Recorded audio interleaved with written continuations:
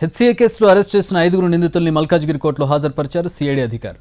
ఎఫ్ఐఆర్లో A1గా HCA president Jaganmohan Rao, A3గా హెచ్సీఏ ట్రెజరర్ జగన్నాథ్ శ్రీనివాసరావు, A4గా CEO సునీల్ కుమార్, A5గా Srichakra cricket club general secretary Rajender Yadav, A6గా రాజేందర్ యాదవ్ భార్య కవిత ఉన్నారు.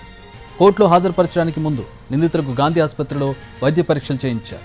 ఇక పరారీలో ఉన్న A2గా ఉన్న హెచ్సీఏ సెక్రటరీ దేవరాజ్ రామచంద్రను కూడా సిఐడి అధికారులు అరెస్ట్ చేశారు. ప్రస్తుతం దేవరాజ్ రామచంద్రన్ సిఐడి అధికారులు ప్రశ్నిస్తున్నారు. హెచ్సీఏలో 2 ఏళ్లలో 170 కోట్ల రూపాయలకు పైగా గోల్మాల్ జరిగినట్టు సిఐడి అధికారులు గుర్తించారు. ప్లేయర్స్ ఎంపికలో అవినీతి జరిగినట్టు సిఐడి విచారణలో తేలింది. ప్లేయర్ల తల్లిదండ్రుల నుంచి డబ్బులు వసూలు చేశారు హెచ్సీఏ సభ్యులు. అలాగే హెచ్సీఏలో చెక్ పవర్ను దుర్వినియోగం చేశారు. బీసీసీఐ నుంచి వచ్చిన నిధులను పక్కదారి పట్టించినట్టు తేలింది.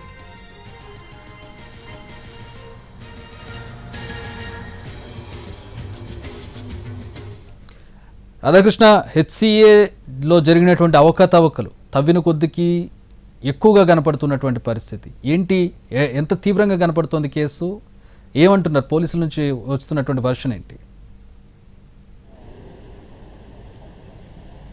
చక్రి, ప్రధానంగా అంటే సిఐడి వర్షన్ చూస్తే మాత్రం అసలు హెచ్సీఏ ప్రెసిడెంట్గా జగన్మోహన్ రావు ఉండడమే తప్పు అనేదిగా వాళ్ళు ప్రధానంగా రిమాండ్ రిపోర్ట్లో పేర్కొన్నారు. ఎందుకంటే ఒక క్రికెట్ క్లబ్కి ప్రెసిడెంట్గా ఉన్న వ్యక్తి హెచ్సీఏకి పోటీ చేయడానికి అవకాశం ఉంటుంది. అంటే ప్రెసిడెంట్గా కానీ లేదా ఆ క్రికెట్ క్లబ్కి ఏదైనా ఒక పోస్ట్లో ఉండాలి. అలాంటి వాళ్ళు మాత్రమే హెచ్సీఏకి సంబంధించిన ఎన్నికల్లో పోటీ చేయాల్సి ఉంటుంది. దాన్ని బేస్ చేసుకునే ఇతను మోసానికి పాల్పడ్డట్లు కూడా సిఐడి అధికారులు దర్యాప్తులో గుర్తించడం జరిగింది. తెలంగాణ క్రికెట్ అసోసియేషన్ సెక్రటరీ ఇచ్చిన ఫిర్యాదు మేరకు కేసు నమోదు చేసి దర్యాప్తు ప్రారంభించిన సిఐడి అధికారులు దానికి సంబంధించిన ఎవిడెన్స్ అన్నీ కూడా తీసుకోవడం జరిగింది. ప్రధానంగా గౌలీపుర క్రికెట్ అసోసియేషన్ సంబంధించిన పేరుని ఏకంగా శ్రీచక్ర క్రికెట్ క్లబ్కు మార్చడం జరిగింది. దానికి జగన్మోహన్ రావు పూర్తి స్థాయిలో బాధ్యతలు తీసుకుంటున్నట్టుగా కూడా ఒక ఫోర్జరీ డాక్యుమెంట్ క్రియేట్ చేశారు. అది కూడా గౌలీపుర క్రికెట్ క్లబ్కు సంబంధించిన ప్రెసిడెంట్ కృష్ణ యాదవ్ తమ్ముడు రాజేందర్ యాదవ్, అలాగే అతని భార్య కవితతో పాటు జగన్మోహన్ రావు, వీళ్ళు ముగ్గురు కలిసి ఒక ఫోర్జరీ డాక్యుమెంట్ క్రియేట్ చేసి ఆ డాక్యుమెంట్ ఆధారంగా హెచ్సీఐ ఎన్నికల్లో పోటీ చేశాడు.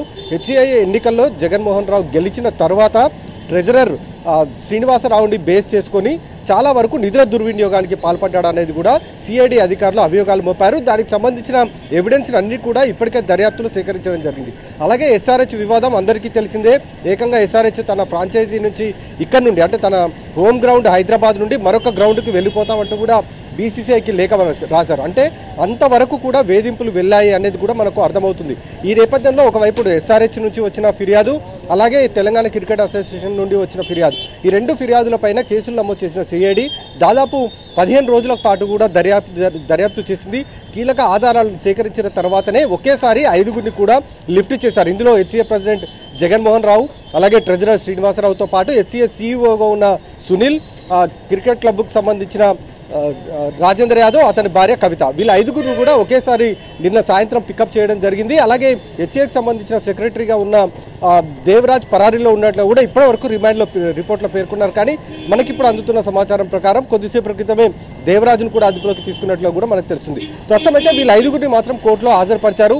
కోర్టు లోపలికి వెళ్లే ముందు కూడా జగన్మోహన్ రావు తనకు ఎలాంటి నోటీసులు ఇవ్వకుండానే తనను అరెస్టు చేశారు, తనను అరెస్టు అక్రమం అంటూ కూడా మీడియాతో పేర్కొంటూ వెళ్ళిపోవడం జరిగింది. ప్రస్తుతం లోపల జగన్మోహన్ రావు తరపు న్యాయవాది కూడా ఇదే వాదనలు వినిపిస్తున్నాడు. సుప్రీంకోర్టు తీర్పు ప్రకారం ముందుగా నోటీసులు ఇవ్వాలి, ఆ తర్వాతనే అరెస్టులు చేయాలంటూ కూడా న్యాయమూర్తి ముందు తన వాదనలు అయితే వినిపిస్తున్న పరిస్థితి అయితే మనకు కనబడుతుంది.